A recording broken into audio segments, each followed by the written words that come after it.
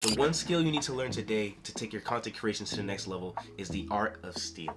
One quote that I read that will stick with me forever is good artists copy and great artists steal. This quote is literally from the greatest artist himself, Picasso. Our job in modern day is to take ideas and things that have been done, whether it's content, whether it's art, and refine them, make them better, even add to it. I'm gonna give you guys 3 concepts on how to take your content to the next level through stealing, and let's get straight to it. The first step is actually having your own structure in place first. Your job starting out as a content creator is to serve people in their needs. And you can do that in 2 different ways, whether it's through education or whether it's through entertainment. Some people, a lot of creators nowadays are merging that bridge and making it into edutainment, which is a mixture of both. That is the 2 avenues of value on YouTube. And what you put out, it needs to be something that you're confident in and that you're passionate about. It can't just be simply because of views and likes. So for instance, for me, I'm very passionate about my faith, technology, and even just growth as a creator because it's really hard out here. So therefore, in those 3 areas, I should be trying to serve people in those 3 fields. If I, for whatever reason, decided, okay, this isn't getting views, but I see the top YouTuber in beauty and makeup getting like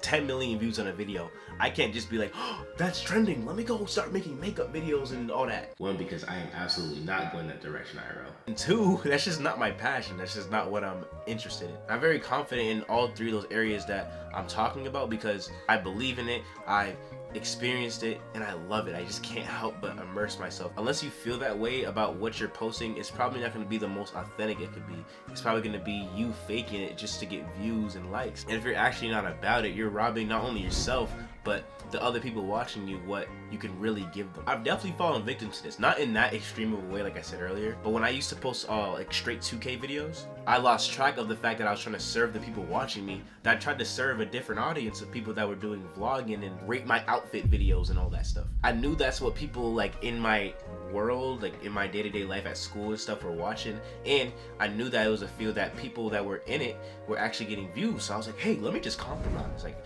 I'm not really good at this type of stuff, but let me just become it. And me chasing after win, I actually stopped my trajectory. I was actually on a good pace to, you know, not only monetization, but of people coming to my channel knowing what to expect. People didn't know what to expect at that point. I was just chasing after win, and people were just watching me chase after win. And that actually leads me to my next point. Don't lose yourself in the mix. I've lost myself so many times on YouTube and doing this thing, and although those moments were really hard, they were the moments that actually made me, and that's a feeling that definitely doesn't feel good. It can set you back months, it can set you back years, man, if you're trying to live for somebody else or live for attention. Your number 1 purpose on YouTube has to be to serve the people who are watching you, also serve the people in the field that you chose, that you love, and that you're confident in. God created you so unique and talented in what you have, but yet it's so easy to lose yourself going after timely trends and what's new or what's hot in a different field. My advice to you and even younger me that was so impressionable, that was so looking forward to getting the most views and clicks and being like everybody else, is focus on serving people with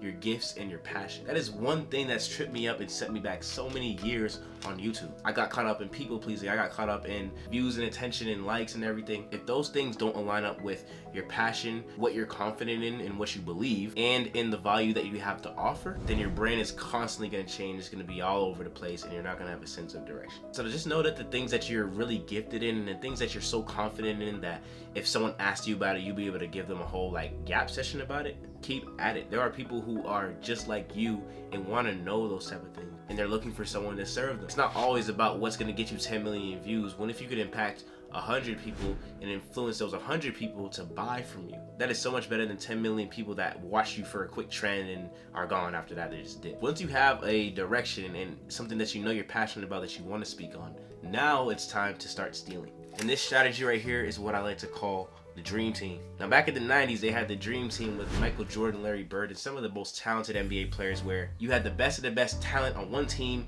and they got to learn from each other, they got to grow with each other, they got to pick each other's brain and almost to come together to contribute and add to the game of basketball. This dream team is just a little bit different though, and you don't need to be at like 1 million subscribers or in the NBA to build this team right here. All you need to do is get a list of people who you would say are steps ahead of you or maybe where you want to be. You can just open up a Google Doc or some notes and just write down 5, 10, 50 if you want people that you're inspired by and you would say are a couple steps ahead of you. And what I want you to do is be a student of them. Learn the techniques, learn what they're doing and how it's actually brought them success. What I like to do is I like to go on social media and scroll for about an hour a day. and just take notes from the most successful people in that dream team that I have. After I watch their YouTube videos, after I watch their reels, after I watch their TikToks, right, I have a list criteria of about 4 things. 1, what topics, what titles are they posting that gets them good results? 2, how did the video that they posted make me feel? Did it make me want to buy a product from them? What was my experience watching that video? 3, how did they sell their product or their idea to their audience? Some people are so good at selling, they could probably sell water to a fish. How did this person convince people to buy this product or this offer for this price right here? And number 4, what inclined me to keep watching? Maybe I liked their vibe, maybe their edits was amazing.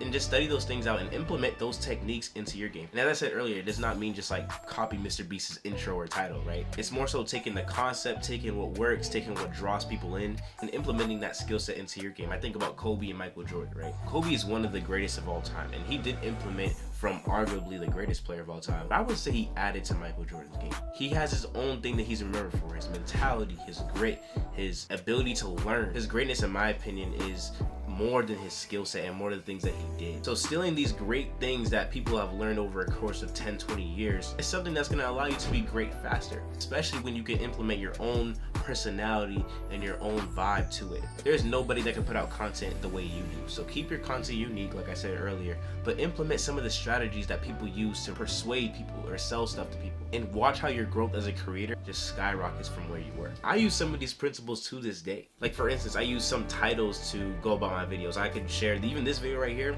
is gonna be kind of like a remake of a title that's been successful in the past. Staying on top of what works also comes from back then, like we found out earlier, but also right now, what's working right now. I've used video ideas and concepts to get people to click on my videos. I used to do that all the time in 2K, whether it's like the best this or that, a cool concept that's in the game that people maybe didn't know about. I'm still showcasing that in my way, but the title, thumbnail, and concept of a video is what actually reels people in to showcase my personality and my experience. I could have 15, 20 years of experience in a topic, but if my title was, for instance, about fishing, nobody would ever click on this video to learn what you're learning now. So that stuff is important. If you can actually steal from the greats and make it fit under what you have to offer, oh man, it'll take your game to the next level. In summary, serve your people with your God-given abilities and imitate the techniques of others to apply on top of the experience and the foundation that you've built. I promise you, if you implement those 2 things, it's gonna take not just your YouTube journey, but anything in life that you do to the next level, because this is a Bible principle, literally. So I hope this is helpful. If you like what we're doing on this channel, make sure you guys hit the subscribe button. I appreciate it. If you want to watch some more content like you just seen, click this video right here. I promise you I'm gonna give you guys some gems in this one too. See y'all.